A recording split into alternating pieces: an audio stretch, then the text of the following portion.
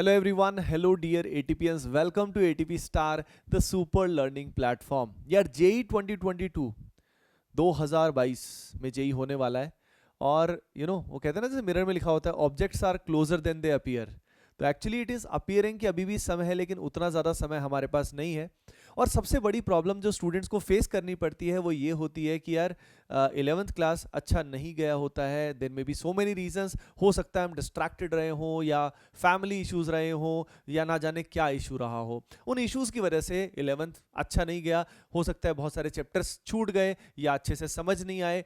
यानी मेन बात अब डाउट ये है कि क्या मैं अभी कर पाऊंगा, क्या जो ये समय मेरे पास अवेलेबल है, जो ये 1 साल मेरे पास अवेलेबल है, उसमें मैं 2 साल का सिलेबस अच्छे से कवर करके अभी भी मैं आईआईटी में अच्छी रैंक ला सकता हूँ?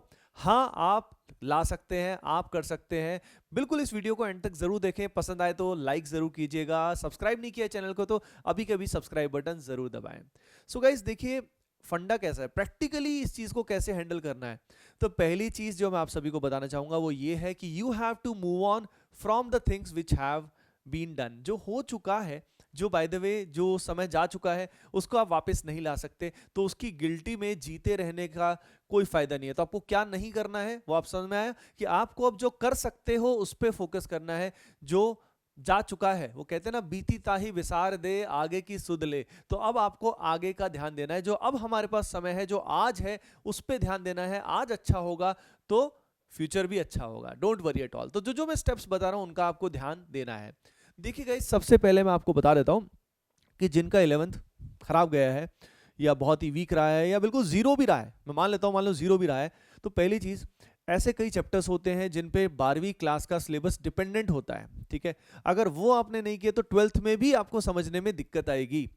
तो यार पहली चीज, ऐसे मस्ट डू जो चैप्टर्स हैं वो आप जरूर कर लीजिए। यानी सबसे पहले जो डिपेंडेंट चैप्टर्स हैं जिनके ऊपर आगे 12वीं क्लास आपको समझने के लिए वो जरूरी करने हैं, वो चैप्टर्स आप जरूर कर लीजिए। और एटीपी स्टार में ऑलरेडी हम वो चैप्टर्स बता चुके हैं, तो आप सर्च कर सकते हो must do chapters chemistry, must do chapters physics, तो आपको ऑलरेडी पता लग जाएगी कि कौन कौन से चैप्टर्स आपको करने बेहद जरूरी हैं।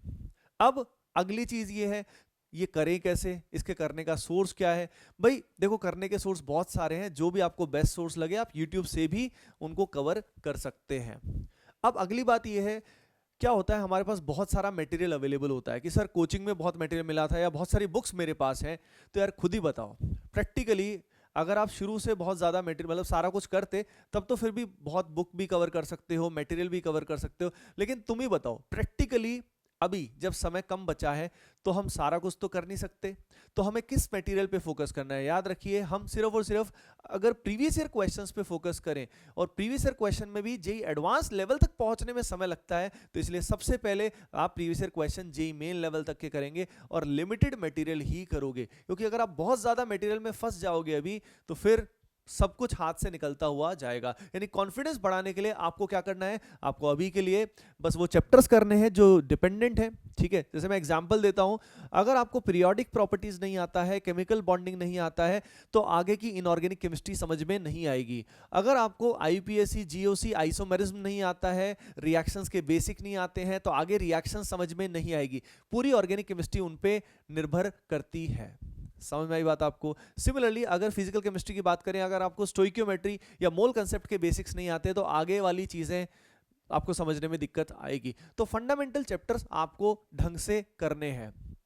अब देखिए, बहुत सारे स्टूडेंट्स इसको अपने आप से मैनेज कर सकते हैं, लेकिन काफ़ी सारे ऐसे स्टूडेंट्स हैं जिनको पुश चाहिए होता है, जिनको एक ऑर्गेनाइज्ड कोर्स चाहिए होता है, जिसकी हेल्प से वो ये पर्पस अचीव कर सकते हैं। यानी जो 1 साल है उसमें अपना जो ये 11th-12th का कोर्स बहुत अच्छे से कवर कर सकते हैं।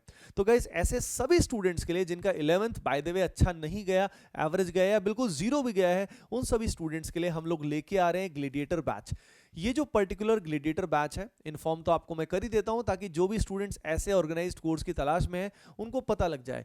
गाइज, ये जो पर्टिकुलर बैच है ये offline as well as online batch है। यानी जो ऑफलाइन क्लासेस कोटा में होंगी, जो स्टूडेंट्स कोटा आ सकते हैं, जो मुझसे पढ़ना चाहते हैं, एटीपी स्टार की टीम से पढ़ना चाहते हैं, वो ग्लेडिएटर बैच को ज्वाइन कर सकते हैं। ये 2 फरवरी से इसमें एनरोलमेंट स्टार्ट हो रहे हैं, 9 फरवरी से क्लासेस स्टार्ट हो रही हैं हमारे कोटा सेंटर पे। और सबसे खास बात, इसमें जो लेक्चर्स डिलीवर होंगे वो कोटा क्लासरूम लेक्चर्स डिलीवर होंगे ऑनलाइन क्लासेस में भी। यानी जो ऑनलाइन लेक्चर्स मिलेंगे वही लेक्चर्स हैं जो क्लास में रिकॉर्डेड लेक्चर्स जो होंगे वो आपको मिलेंगे, प्लस लाइव सेशंस भी इसमें होते हैं। यानी यही सबसे बड़ा इस कोर्स की खास बात है, तो इसको आप ज्वाइन कर सकते हैं।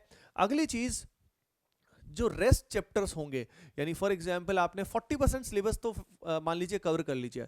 अब हमारे पास जनवरी एंड आ चुका है ऑलमोस्ट, तो अब आप टारगेट बना सकते हैं कि फेब और मार्च में लगभग 2 महीने या 3 महीने में, कम से कम अप्रैल तक हमें ये डिपेंडेंट चैप्टर्स खत्म कर देने हैं। ठीक है, तो मान लीजिए इसमें हमने 40% 50% सिलेबस कर दिया। Now the question is what about those 50% chapters, वो 50% सिलेबस जो हमारा अभी भी बचा रह जाएगा, उसका हम क्या करें, कैसे उसको मैनेज किया जाएगा। तो उसका तरीका मैं आपको बता रहा हूं, वो चैप्टर्स एक एक करके आप 12th क्लास के साथ साथ करिएगा। यानी 12वीं क्लास का जब आपका सिलेबस चालू हो जाएगा, चालू कर देना, क्योंकि ऐसा थोड़ी ना होगा पहले 11th आप जुलाई तक करोगे उसके बाद 12th करोगे, ऐसे नहीं होता। तो आप साथ साथ क्या करना, 12th के चैप्टर्स के साथ साथ जो ऐसे चैप्टर्स आपके पेंडिंग थे, मेहनत तो थोड़ी ज्यादा करनी ही पड़ेगी। आई थिंक उसके लिए आप सभी रेडी हो, क्योंकि यार जो टाइम खो दिया है उसको अगर कवर करना है तो अब हमें ज्यादा मेहनत से कतराना नहीं है। अंडरस्टूड। तो उन चैप्टर्स को आप साइड बाय साइड कवर कर सकते हो। You can still do it, आप अभी भी कर सकते हो, तो डोंट वरी अबाउट अगर आपका 11th अच्छा नहीं गया है तो। कई स्टूडेंट्स को 11th में ये भी दिक्कत आई है कि उनको समझने में दिक्कत आई है, या 10th से 11th के ट्रांजिशन में दिक्कत आई है। तो जो भी बेसिक चीजें हैं जिस वजह से आप समझ नहीं पाए हो, वो बेसिक चीजों को भी अच्छे से करिए। अगली चीज जो स्टूडेंट इस समय इग्नोर करते हैं, वो इग्नोर ये करते हैं कि सिर्फ सिलेबस ही करते रहते हैं, टेस्ट नहीं देते हैं और प्रैक्टिस नहीं करते हैं। यार एक बात बताओ, जब तक आप टेस्ट नहीं दोगे और प्रैक्टिस नहीं करोगे तब तक आपका कॉन्फिडेंस नहीं बढ़ेगा। और कॉन्फिडेंस बढ़ना बहुत जरूरी है। जब आपसे प्रीवियस ईयर क्वेश्चन अपने आप से सॉल्व होने शुरू हो जाएंगे, तब आपका कॉन्फिडेंस बढ़ना शुरू हो जाएगा। ओके डियर स्टूडेंट्स, तो ये सारे मेथड्स आप जरूर अप्लाई करें। और अगला वीडियो आपको किस टॉपिक से चाहिए ये नीचे दिए कमेंट सेक्शन में जरूर बताएं। एंड गाइस, हमने जेईई 2022 एस्पिरेंट्स के लिए एक बहुत ही इंटरेस्टिंग ग्रुप बनाया है, एक टेलीग्राम ग्रुप बनाया है, जिसमें आपको एक्सक्लूसिव स्टडी मटेरियल एटीपी का मिलेगा कंप्लीटली फ्री ऑफ कॉस्ट। उस टेलीग्राम ग्रुप का लिंक जो है वो नीचे डिस्क्रिप्शन बॉक्स में मैंने दिया हुआ है, तो उस टेलीग्राम ग्रुप को आप जरूर ज्वाइन करें। Okay guys, bye bye, take care and I wish you all the best.